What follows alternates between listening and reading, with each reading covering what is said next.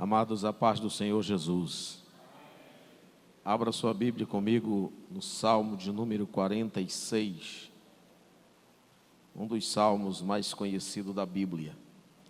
Salmos 46, eu falei número, mas é Salmos 46. Glória a Deus. Salmos 46. Diz assim a poderosa palavra de Deus: Deus é o nosso refúgio e fortaleza, socorro bem presente na angústia, pelo que não temeremos, ainda que a terra se mude, ainda que os montes se transportem para o meio dos mares, ainda que as águas rujam e se perturbem, ainda que os montes se abalem pela sua braveza. Há um rio, cujas correntes alegram a cidade de Deus, o santuário das moradas do Altíssimo. Deus está no meio dela, não será abalada, Deus a ajudará ao romper da manhã. As nações se embraveceram, os reinos se moveram, ele levantou a sua voz e a terra se derreteu. O Senhor dos exércitos está conosco, o Deus de Jacó é o nosso refúgio. Vinde contemplai as obras do Senhor, que desolações tem feito na terra. Ele faz cessar as guerras até o fim da terra, quebra o arco, corta a lança, queima os carros no fogo. Aquietai-vos e sabei que eu sou Deus, serei exaltado entre as nações, serei exaltado sobre a terra. O Senhor dos exércitos está conosco, o Deus de Jacó é o nosso refúgio. Amém. Podeis sentar. Muito obrigado. Trago saudação da vossa co-irmã em Cristo, a Igreja Evangélica Assembleia de Deus em Castelo de Sonhos, onde o Senhor está operando as mesmas maravilhas que aqui. Jesus salva, Jesus cura, batiza com o Espírito Santo, prepara um povo para levar para o céu. E nós estamos fazendo o que Ele mandou, pregando e batizando. Foi só isso que Ele mandou fazer, pregar e batizar, o restante é com Ele. Cura é com Ele, salvação é com Ele, mudança de vida é com Ele. Nossa missão é pregar e batizar nas águas. Batismo com o Espírito Santo é com Jesus, tudo isso aí é com Ele, né? O restante é nós que temos que fazer essa questão de anunciar o Evangelho. Feliz de estar aqui nesta noite, há alguns anos que não víamos aqui, e hoje rever a igreja reunida para a oração e para alimentar-se da palavra de Deus. Grato a Deus pela vida do nobre companheiro pastor Gesiel, hoje aqui vice-presidente da igreja, e que é um amigão do coração, pessoa que é da nossa casa, sempre que passa em Castelo de Sonhos juntamente com a irmã Adriana, fica lá em casa, e nós temos um relacionamento muito bom em Cristo. Também glorificar a Deus pela vida do pastor Joel, que não está aqui, mas é um amigo também especial. Se a gente for contar a história aí com o pastor Joel, por onde já andamos aí, vai dar a noite todinha, não é? E rever amigos aqui como o pastor Asnan, rever Josué, fiquei feliz de te ver, viu, José? Pastor Asnan, pastor Elber, né? Os demais obreiros que não recordo o nome, mas que sempre estamos juntos por aqui, aqui e acolá, no rumo da convenção. Ter minha esposa hoje aqui é um prazer muito grande, né? A gente nem sempre pode ter a esposa junto em viagem, mas hoje estamos indo para a convenção. Irmã Cleilde já foi moradora daqui de Altamira nos anos de 85, 86, 87. Ela e a irmã Laudiane vinham conversando no carro. Eu digo, daqui a pouco vocês são parentes, né? Conhecem tudo em Altamira dos anos 80. Que Deus possa abençoar a todos os irmãos e que o nome do Senhor seja glorificado. Vê também aqui o Aldre, né? Nosso amigo de infância, a gente se criou junto, eu e o Aldre, né? O pai dele foi meu pastor.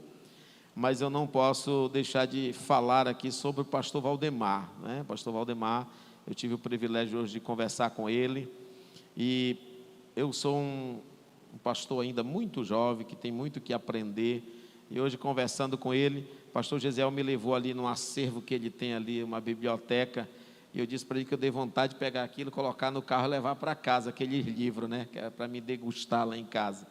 O pastor Valdemar faz parte também do nosso ministério, da nossa vida, da nossa família, ali em Rurópolis. Que o Senhor possa abençoar de uma maneira especial a vida dele. Muito bem, poderia falar de tantos outros, mas vamos para a palavra de Deus. O texto que ora lemos trata de um salmo muito especial na Bíblia. Mas para entendermos esse salmo, nós precisamos ter um conhecimento de um contexto histórico que vai nos trazer revelações profundas a respeito desse salmo. Primeiro, nós precisamos ler a epígrafe desse salmos. Observe que está escrito na minha Bíblia e na sua, assim: cântico sobre Alamote para o cantor mor entre os filhos de Corá. Cântico sobre Alamote, Alamote quer dizer puro, virgem, que também no seu original alcança um significado de voz soprano. Logo, a pessoa que redigiu ou que compôs esse salmo, colocou uma partitura especial para ser cantada em voz de soprano. E voz de soprano, vocês sabem que, sendo mulher que vai cantar, vai ser, a voz mais aguda de um coral. Se é um homem que vai cantar um primeiro tenor, que é a voz mais aguda dos homens. O que é isso? É a voz mais alta que se pode ouvir em um conjunto cantando, em um coral cantando, em um grupo cantando. É a mais expressiva e a que é usada quando você não tem divisão de vozes, é o soprano que se canta. Vamos cantar o hino da harpa, canta-se em soprano ou em primeiro tenor. Por que eu estou dizendo isso? É porque quem escreveu esse salmo, escreveu debaixo de uma graça, de uma unção tão grande, que escreveu com tanta excelência, que fez com tanta unção e graça, que ele o fez e disse assim: dá ao cantor mor, ou ao maestro, ao que vai dirigir o cântico na igreja naquele dia, e diz para ele ensaiar bem, diz para ele fazer bem, com excelência, com graça. Isso aqui é para cantar e atrair a presença de Deus para dentro da congregação. O salmo foi destinado a alguém que entendia e que tinha unção, e de alguém que fora chamado para atrair a presença de Deus para dentro do templo. Muito bem, mas observe que o salmo fora escrito e destinado a um cantor especial, um camarada que, no dia que tem um coral cantando, que tem uma parte que é solo, se vamos chamar o irmão fulano de tal, que o camarada é bom. O camarada tem uma voz maravilhosa, ele domina. Então, entrega o salmo para ele, manda ele ensaiar, manda ele se organizar, porque no dia para cantar esse salmo aqui, é para arrebentar. Aleluia. Quem escreveu o salmo foram os filhos de Corá. E quando nós falamos nesse nome na Bíblia, Corá, a primeira coisa que vem na cabeça da gente é a tal da rebelião. Filhos de Corá, já vem na cabeça, são os filhos do rebelde. Filho daquele que se rebelou, que aprontou, que foi um camarada que peitou, que fez o que o coração estava falando. Mas é sobre isso, não é sobre a rebelião que eu quero falar. Eu quero falar hoje sobre dois tipos de pessoas que a Bíblia relata e que nós precisamos fazer distinção entre eles: os crentes carnais e os crentes espirituais. Todos são crentes, porém há uma divisão na Bíblia, desde o Velho Testamento ao Novo Testamento. Malaquias diz assim, que tem o justo e o ímpio, e tem uma diferença entre os dois. E se vai ver a diferença, é no servir ao Senhor. Outra vez vereis a diferença entre aquele que serve a Deus e que não serve. Jesus disse que tem duas portas, uma larga e uma estreita, tem dois fundamentos, pedra e areia. Jesus também diz que tem aí uma bênção, uma maldição, e assim sucessivamente. E eu quero falar sobre aqueles que são carnais, mas principalmente para aqueles que são espirituais.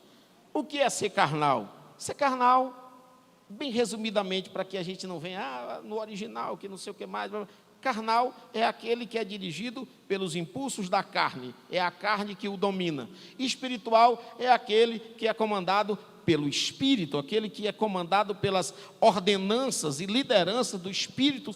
Umas famílias que se destacaram dentro do ministério levita, que são os filhos de Corá, os coraitas e os coatitas, que era tipo assim, duas famílias que o rapaz daqui casou com a menina de lá, a menina de lá casou com o rapaz daqui, e se tornaram ambos uma família, os coraitas e os coatitas. Esses coraitas eram parentes de Moisés, eram primos de Moisés. E chega um dia que o tal do Corá se junta com os meninos chamados, vamos lá? Hoje é culto de oração e doutrina. Abirã, Datã e quem mais? Nós só lembramos de Corá, Datã e Abirão. Mas tem outro camaradinha junto aí. Eu só já vi pregar até hoje On. O nome do camarada era On. Corá, Datã, Abirão e On. Corá, Datã, Corá da tribo de Levi, Datã e Abirão e On da tribo de Rubens. Observe que se levanta um levita, chega com Moisés e diz assim: Moisés, chega. O espírito da rebelião entra no coração desse rapaz e ele deixa de ser um levita espiritual, um camarada que era para chegar na igreja, lá no templo, rachar a lenha, limpar o altar, deixar o fogo aceso, carregar a água, deixar tudo preparado para quando o sacerdote começasse a ministrar, a glória do Senhor pudesse se manifestar dentro do templo. Mas ele deixou o Satanás entrar no coração dele, e ele começa a olhar para Moisés e diz assim: por que só Moisés e Arão podem exercer a liderança desse povo? Por que será? Quando nós começamos a fazer perguntas sem a direção do Espírito Santo, Satanás, ele toma de conta e leva o homem a pensamentos terríveis que destroem a sua vida. Como se não bastasse, ele começou a andar nas casas dos vizinhos, dos parentes, e saiu da sua tribo e foi até a tribo de Rubens e adquiriu adeptos. E formaram a comitiva para ir até Moisés. Chegaram com Moisés e disseram: por que só tu pode ser? Se todo mundo aqui é crente, se todo mundo aqui é santo, se todo mundo aqui ora, se todo mundo jejua, se todo mundo contribui, por que só tu e Arão pode ser liderança? Por que nós também não podemos ser? A Bíblia diz que Moisés decaiu o semblante, mas cheio de Deus, disse assim: Corá, traz teu povo para cá, vocês vão acender aqui os incensos perante o Senhor, traz aqui para a tenda da congregação, para a porta da tenda da congregação, tragam para cá, e nós vamos ver o que é que Deus vai falar. Pensa num crente espiritual tal do Moisés. Vocês estão começando a perceber a diferença entre o espiritual e o carnal. O espiritual, ele sempre pede a direção de Deus. Ele analisa e diz: esse negócio aqui eu não posso eu sozinho, porque se eu for pela carnalidade, eu vou meter a espada nesses meninos, eu vou tocar fogo neles, eu vou arrebentar com eles na pancada. Não, vamos ouvir o que Deus tem para falar. Amanhã vocês vêm. Aí Moisés pensava que era só os 4. Quando foi no outro dia, os camaradas chegaram com mais de 250, cada um com incensário na mão para 250. Moisés, um pastorzão de mão cheia, disse: rapaz, parem com isso. O Senhor já abençoou vocês com bênçãos celestiais, deu na mão de vocês um ministério levítico, que coisa linda, é a missão de vocês aqui. Vocês querem passar por um lugar que Deus não chamou vocês, rapaz. Tentou conciliar a situação e mandou chamar. A gente disse que o Corá era perigoso, mas Datã e Abirã era pior. Porque Moisés mandou chamar a tenda da congregação, o Corá ainda veio com os 250, mas o Datã e Abirã disse: não, vamos lá não. Se ele quiser, ele vem aqui. Eu estou contando isso aqui para explicar o Salmo 46. Se ele quiser, ele vem aqui. Moisés, como um pastorzão, vai lá. Chega, rapaz, para com isso. Deus já deu o ministério levítico na mão de vocês. Vocês são os camaradas que são responsáveis para atrair a presença de Deus, a glória de Deus aqui para o santuário. Parem com isso. Foi Deus que determinou. Aí foguei, pai, aquele negócio. Aí Moisés disse: vamos fazer o seguinte, Senhor, não atenta para a oferta desses meninos que estão com incensário na porta da tenda da congregação, não. Porque o Senhor é testemunha que eu nunca toquei num jumento desse povo. Não tem razão para eles se comportarem assim. Eu nunca defraudei ninguém, eu nunca toquei neles. E naquele dia, quando Moisés viu que não tinha nada, eles não queriam nada com conciliação, ele disse assim ao povo: saiam de perto da casa desses homens, porque Deus vai mostrar aqui a diferença entre o que serve a Deus e o que não serve, entre o ímpio e o justo.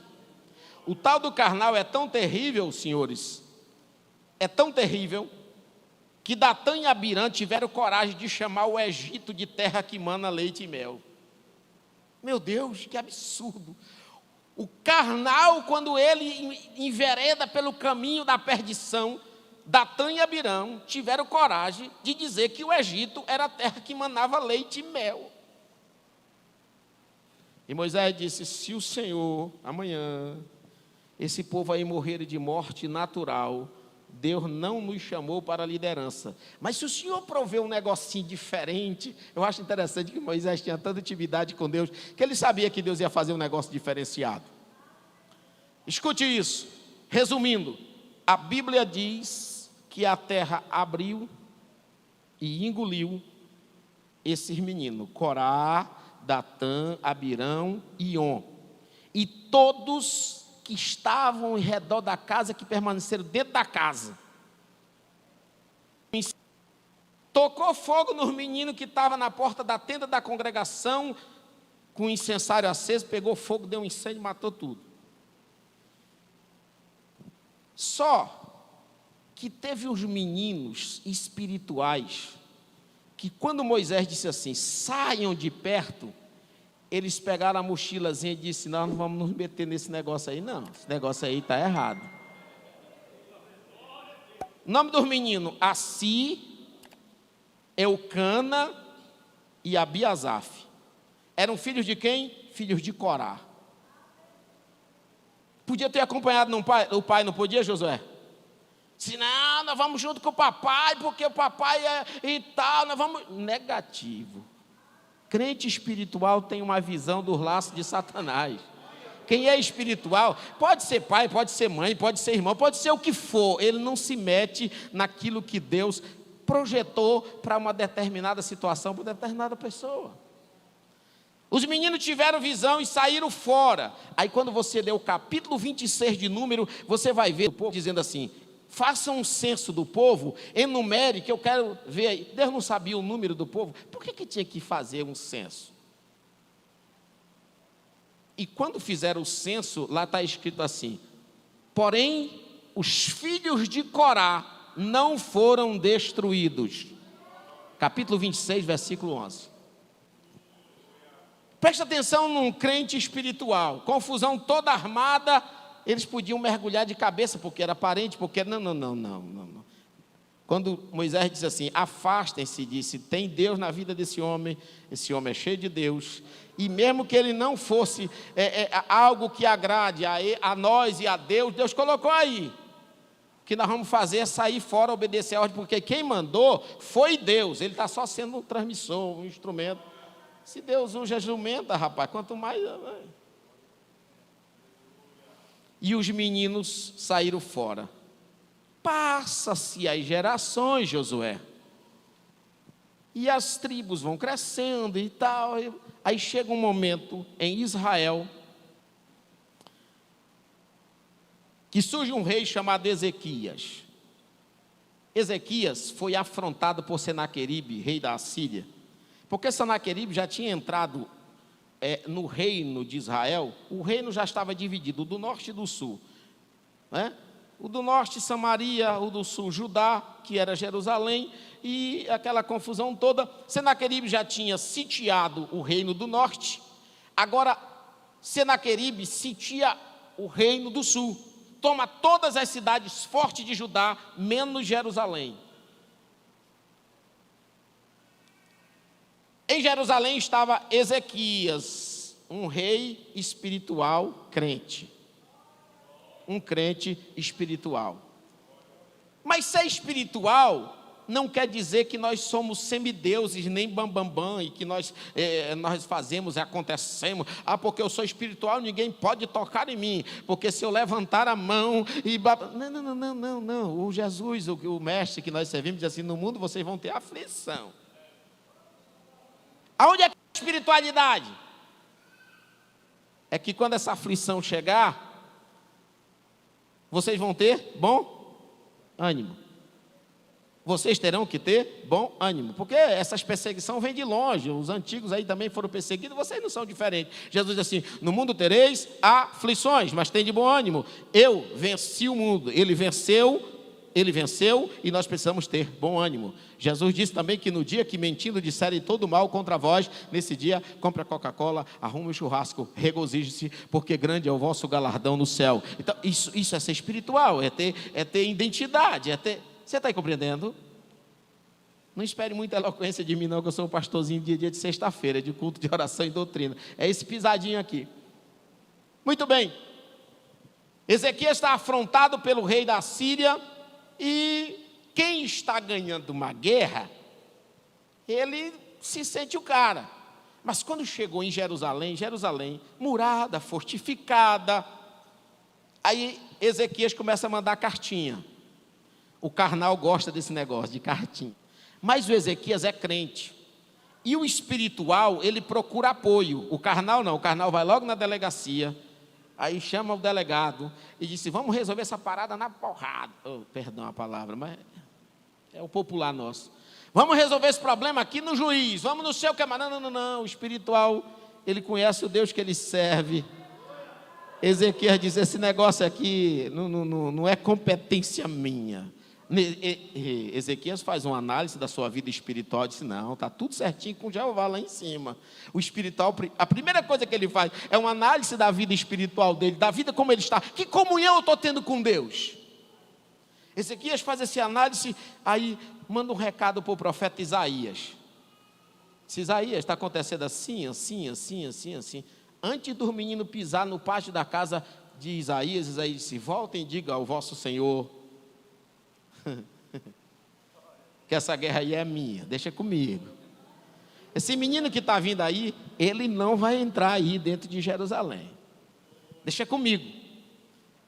Diz que após essa resposta, esse consolo, porque crente espiritual funciona assim: se abraça, um está lá na terrinha na Pindaíba, está na dificuldade, ele não fica fazendo o irmão ir para o inferno, não. Ele diz: vem cá, meu filho, deixa eu te dar um abraço, vem aqui, vamos. Isso aqui é espiritual, comandado pelo Espírito.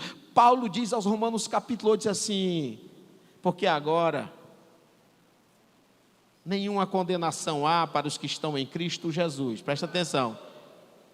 Não tem acusação aqui para quem anda com Cristo Jesus. Não tem condenação. Se não tem condenação, ele diz assim: não anda mais segundo a carne não reina, não comanda mais, mas anda segundo o Espírito, que é o Espírito que nos livra dessas tentações desgraçadas do inimigo. Aprendamos esta noite que nós estamos vivendo o limiar do arrebatamento da igreja. Ou nós nos tornamos espirituais, resolvemos as nossas causas pela liderança do Espírito Santo, ou nós não seremos arrebatados, porque o Espírito Santo é que vai nos arrebatar, é que vai nos levar até a presença de Jesus nos ares. E como é que nós vamos subir sendo carnais, se não tiver comunhão com esse Espírito? Eu vou já encerrar, mas eu quero que você entenda isso. Quando Ezequias manda o recado para Isaías, que os mensageiros voltam, Ezequias vai para o templo orar. E tem dois reis crentes na Bíblia que eu fico babando: Josafá e Ezequias. Todas as vezes que se encontraram em dificuldade, eles foram para o templo orar. Sabe por quê? Porque o crente espiritual, ele conhece Bíblia. Por que esses meninos foram orar? Era um menino novo. O Josafá mesmo, na época da perseguição, tinha 35 anos de idade. Ezequias vai orar, por quê? Porque ele sabia que dentro daquele templo, um dia, a glória de Deus tinha descido ali, e Deus tinha dito para Salomão: no dia que vocês estiverem em aperto, se o meu povo, que se chama pelo meu nome, se humilhar, orar, se converter dos seus maus caminhos, eu perdoarei os seus pecados, sararei a sua terra. Eles conheciam Bíblia. Josafá fez uma oração dentro desse templo que chega a me arrepia. Quando estava em aperto, Josafá diz assim: Deus de meus pais. Quem eram os pais de Josafá? Asa, tinha criado ele no temor e na graça do Senhor, na demonstração da palavra. Deus de meus pais. Aí Deus, opa, os camaradas andaram comigo. Deus de meus pais. Deus que prometeu que quando nós tivéssemos em aperto, qualquer demanda dentro da igreja, que tivesse em aperto e dobrasse o joelho aqui e orasse, ele ouviria do céu. Mas Josafá disse assim também: Deus de Abraão, teu amigo. Quando falou assim, foi mesmo que tocar nos olhos de Deus. Crente espiritual lê Bíblia, crente espiritual resolve suas demandas pela presença do Espírito Santo, pelo guia do Espírito Santo. Está uma demanda com o irmão, meu irmão, se os dois lados não forem espirituais, vai dar problema. Porque o espiritual quer resolver mediante a liderança do Espírito. Mas o carnal disse: não, hoje eu vou te processar. Eu te meter um processo que, meu irmão, Paulo diz que é uma vergonha para a igreja, para crente, que leva as suas demandas para o juiz iníquo resolver.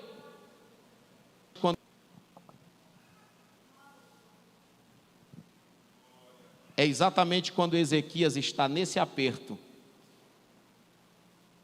O Senaqueribe manda uns mensageiros, o povo sobe para cima do muro, e aí eles começam a dizer: Senaqueribe mandou dizer para ti, para os teus servos, que quem é o teu Deus para te livrar da minha mão? Aí ele foi catalogando as nações que ele já tinha derrotado, o nome dos deuses que o povo tinha invocado e que não tinha dado certo, ele tinha ganhado todas.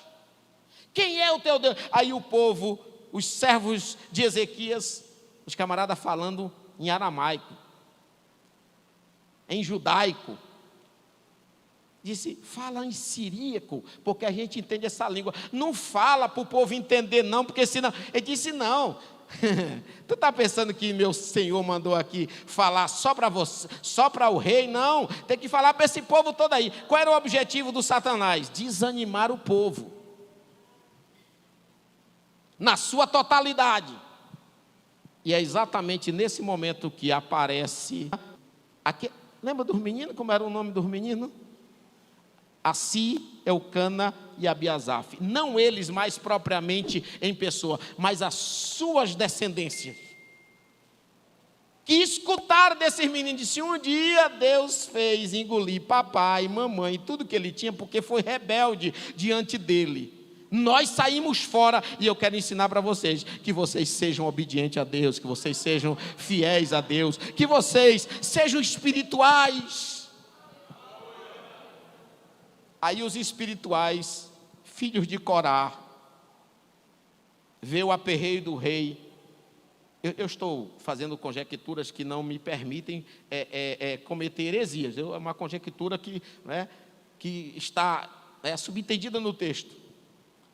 Eram cantores na igreja.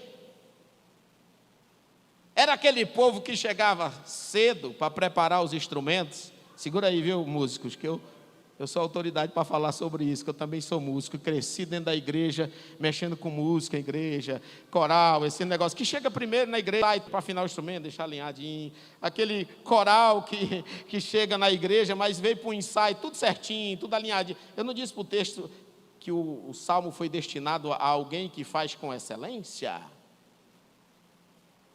Obreiros que chegam cedo para arrumar a casa de Deus, deixar tudo certinho para receber o povo e alinhar e tudo, aquela coisa, espirituais, porque o espiritual tem prazer na lei do Senhor, na sua lei medita de dia e de noite. O espiritual tem prazer em fazer a obra de Deus com graça, com gozo, porque Paulo diz que o reino de Deus não é comida e nem bebida, mas é alegria, paz e gozo no Espírito.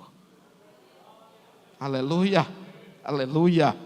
Espírito Santo está falando a corações aqui esta noite. E os meninos se reúnem e vê o rei em aperto e dizem, vamos compor um salmo, porque vamos conjecturar que no próximo sábado, no culto da manhã, que os judeus se reuniam, nós vamos mandar esse salmo para o nosso querido amigo José. Ele é excelente, ele canta bem, ele canta alinhado, é cheio do Espírito Santo de Deus. Vamos enviar para ele, para que seja ensaiado, tudo arrumadinho, para que quando o rei chegar no templo, no culto, nós vamos cantar essa música, porque nós precisamos nos apoiar, nós precisamos apoiar o rei, porque a estratégia de Senaqueribe, como quem está ganhando a guerra, era cercar Jerusalém e matar o povo de fome e de sede, porque essa é a maior estratégia de guerra até hoje. Quando se quer desarmar um inimigo que ele está entrincheirado, encurralado, é cortar a água, a comida, a luz, e assim sucessivamente, que é para o camarada se render. Quando Ezequias entra no templo, aí começa a tocar a música assim: Deus é o nosso refúgio e fortaleza, socorro bem presente na angústia, pelo que não temeremos. Ainda que a terra se mude, ainda que os montes se transportem para o meio dos mares, ainda que as águas rujam e se perturbem, ainda que os montes se abaixem pela sua braveza, há um rio cujas correntes alegram a cidade de Deus. Escute isso aqui. Os salmistas aqui não estão falando do céu, não. Eu já vi muita gente pregando o Salmo 46, falando do céu, porque... Não. A cidade de Deus aqui era Jerusalém, a morada do Altíssimo era Jerusalém. Como é que os meninos chegam no sábado de manhã dizendo, há um rio cujas correntes alegram a cidade de Deus? Tem rio em Jerusalém? Aonde é que está esse rio? Mas Ezequias tinha cavado um queduto que ligava a fonte de Siloé para fora dos muros, que era para fazer os plantios, para regar a terra, para plantar, tirar o mantimento e assim sucessivamente. Quem era que estava com a fonte da água? Era Senaqueribe ou era Ezequias? A fonte está com os espirituais, rapaz. Você que tem a fonte, está aqui dentro, tem que sair daqui para lá, não é de lá para cá não. O inimigo está dizendo, eu vou acabar contigo, eu vou te arrebentar. Não, a fonte está contigo. Os espirituais chegam e dizem assim, há um rio, rei, cujas correntes alegram Jerusalém, alegram a cidade de Deus, a morada do Altíssimo. É tu que tem a fonte, se tu cortar, Senaqueribe morre de sede. Sim, compreende isso? Aleluia. Aleluia, glória a Deus, aleluia. Ei, Ezequias, Deus está no meio da cidade. Deus vai ajudar a cidade ao romper da manhã. A Bíblia diz que depois que sucedeu todas essas coisas, os meninos aqui cantam profetizando. Quando Deus escuta o cântico do espiritual, um cântico profético, aí Deus diz assim, deixa comigo. Passou um anjo, só um. De meia-noite para frente, passou um anjo no arraial dos sírios, matou 185 mil soldados. Deus a ajudará ao romper da manhã. Quem foi que escreveu o Salmo? Os filhos de Corá, os meninos que saíram fora das confusões, que saíram do meio do mundo, que saíram do pecado, que saíram das contendas, que saíram das confusões, cheio do Espírito Santo que está faltando na igreja. É crentes que se conscientizam que você precisa sair do pecado, que você precisa sair das rebeliões, que você precisa sair de tudo que o pecado, que a carne te excita a fazer e andar segundo o Espírito Santo. Mas para concluir, ser espiritual não é nada fácil, meu irmão, porque nós temos uma natureza pecaminosa. Ser espiritual é lutar todo dia, toda hora, contra um reino que é poderoso, mas o reino espiritual é muito mais. Paulo diz, em todas essas coisas nós somos mais do que vencedores. Deixa eu dizer uma coisa para você, para encerrar aqui. Está faltando crentes espirituais que venham para a igreja fazer com excelência. O salmo aqui foi direcionado a pessoas que pudessem chegar na igreja e cantar algo que fizesse a igreja voltar para casa cheia de Deus, com excelência, com graça, não com relaxamento, não com bitolas, mas com a presença de Deus na sua vida. O salmo aqui está dizendo que é para cantar em voz de soprano. Está faltando uma igreja no limiar do arrebatamento da igreja que possa chegar aqui, nas dificuldades, nos problemas, abrir a boca e se levantar dizendo: Deus é o nosso refúgio e fortaleza, socorro bem presente na angústia, pelo que não temeremos. O problema está difícil, está com a escassez. Não, aqui dentro tem a fonte que jorra para a vida eterna. Aqui dentro está a fonte que vai nos fazer saltar para um plano muito melhor, que é o céu de glória. Está faltando crentes espirituais que entendam o que Pedro escreveu na sua primeira epístola universal, capítulo 2. Vocês são construídos por Deus, casas espirituais. Casas espirituais. Quando a igreja entender que ela precisa ser espiritual, essas confusões vão acabar. Quando nós entendermos que nós precisamos viver mediante a atuação do Espírito Santo, nós vamos ter uma igreja que, quando se falar o nome de Jesus, gente vai ser batizada com o Espírito Santo. Quando se falar no nome de Jesus, nós não temeremos as situações que o mundo está vivendo aí. O que tem de gente que não dorme de noite, pensando, Josué, na grande tribulação. Tem gente pensando aí, olha, pastor, a notícia que está acontecendo. Lá em casa sempre aparece um irmão comigo: pastor, eu só ouvi na internet que agora tem um plano no governo mundial, não sei o que mais, que tem, uns 13 pessoas que mandam no mundo. Meu irmão, eu não quero saber disso não. Eu quero saber de ser espiritual, prontinho, para quando acontecer aquilo que Paulo diz. Há uns crentes que se tornaram espirituais. Paulo escreve para Coríntios, no capítulo 3, diz: irmãos, eu não pude falar com vocês como espirituais, eu tive que falar como crentes carnais, porque eu sustentei vocês com leite, mas vocês nunca se preocuparam em crescer para serem espirituais. Capítulo 3. Mas eu quero dizer para vocês, no capítulo 4, que os homens vejam vocês como dispenseiros da multiforme graça de Deus, e que cada um de vocês se achem fiéis, porque o mesmo Senhor descerá do céu. Capítulo 4, 1 Tessalonicenses. O mesmo Senhor descerá do céu com alarido, com voz de arcanjo, com a trombeta de Deus. Os que morreram em Cristo ressuscitarão primeiro, depois nós, os que estivermos vivos, seremos arrebatados e juntamente com eles encontraremos o Senhor nos ares. Isso aqui é a prerrogativa para quem é espiritual. Se encha de Deus esta noite, procure andar segundo a direção do Espírito Santo, que há um arrebatamento te esperando. Fica de pés em nome de Jesus. Sai fora da carne, a carne vai te levar para o inferno, mas se tu te abraçar com o Espírito Santo de Deus,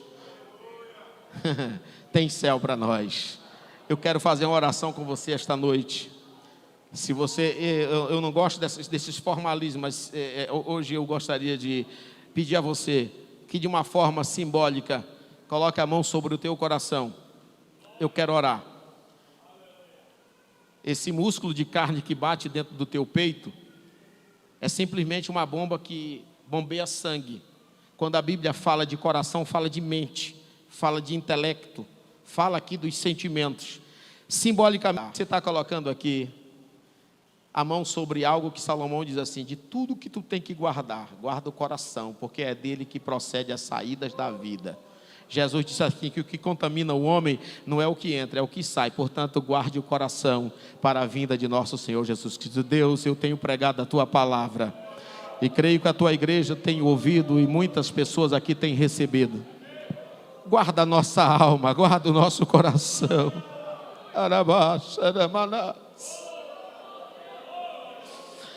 Guarda o nosso corpo, a nossa mente, o nosso espírito, santos e irrepreensíveis para o dia da tua vinda. Não nos deixe cair no laço do diabo, Senhor, e que o nosso coração se endureça para as coisas do Espírito, mas nos torne uma igreja espiritual, cheia do teu poder e da tua unção. Que aqui se levante um exército que tenha consciência de que o nosso coração tem que estar ligado ao Senhor, que a nossa vida tem que estar ligada ao Senhor, e que o Senhor é o dono de todas as coisas, o controle está nas tuas mãos. Por isso queremos nos colocar diante da tua presença, presença como crentes que querem se tornar espirituais. Nos guarda e nos enche da tua bênção. E se esta noite, Senhor, é o dia que o Senhor preparou para arrebatar a tua igreja, que dentro do nosso coração esteja viva a esperança de que nós somos participantes legais do arrebatamento da igreja. Em nome de Jesus te oramos, em nome de Jesus te agradecemos. Amém.